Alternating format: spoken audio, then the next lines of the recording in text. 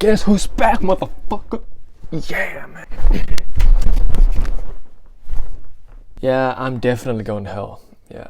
So this is something I've wanted to talk about for a long time, since I actually made the channel. So 3 months I've thought about this. Today we're going to talk about my religious path. That doesn't sound that interesting when I say it like this, but it is something that every person in the world has to confront in some form or level. I just want to give some advice how to simply handle the situation if you are in a situation where you are confronted by something religious or interested in something like that. So yeah. Now, before anyone suggests that I'm some sort of fanatic trying to pursue or indoctrinate you to do these religions, please don't take it like that. I want to make clear that this is only my opinion towards this religion and my path, not some sort of obligatory or general path. This is all what I believe in, my perspective, and how I'm dealing with it. Alright? Let's go. Now, I believed in Buddhism for a year and a half. Things like meditation, had active beliefs in reincarnation. And those things I want to explain to you in this video. So, first of all, when you hear the term Buddhism, you probably think of the terms or the synonyms Buddha or, meditation. Buddhism is about finding a solution or salvation of your life so you can be reincarnated to something better. Now, the definition of Buddhism is to find the salvation of your life. Now, MJ, what does that mean? Well, it can mean anything, basically. It can mean so many things, but it's something that's important to you. To you, not to anyone else. So when you hear about something or have some kind of goal in mind that you want to justify and reach, that has become your salvation. In my eyes, that is. Many other people or believers verify in other ways what a salvation means. For me, it is about, in my eyes, it is about how the individual reaches into these goals that he has planned before him, while caring about other people and taking care of them. Just in general, human morality, if you can call it like that. I also believe in the idea of reincarnation. And now you might say, what does reincarnation mean? I mean, that's, right? What does it mean? Well, I'll tell you, alright? I'll tell you. To anyone who doesn't know, reincarnation is you have been birthed to either something worse or something better.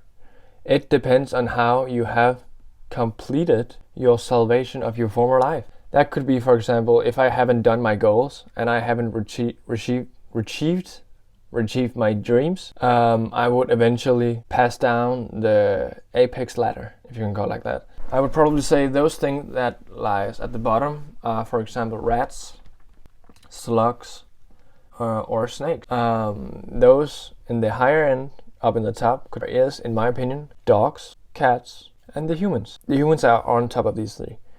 And now you might think, why does cats and dogs stand up there? Well, I have chosen that. It's only my opinion that they are on top because they are so connected to us humans and are so engaged in our human lives. But why do you believe in that? I mean, are you crazy? Are you crazy? No, I'm not. I just was part of something that is called the deprivation theory.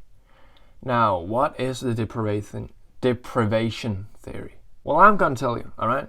The deprivation theory is when you as a human either has suffered through something traumatic, has had an uplifting experience, or something that has changed you in some sort of way to change you towards something religious or something spiritual.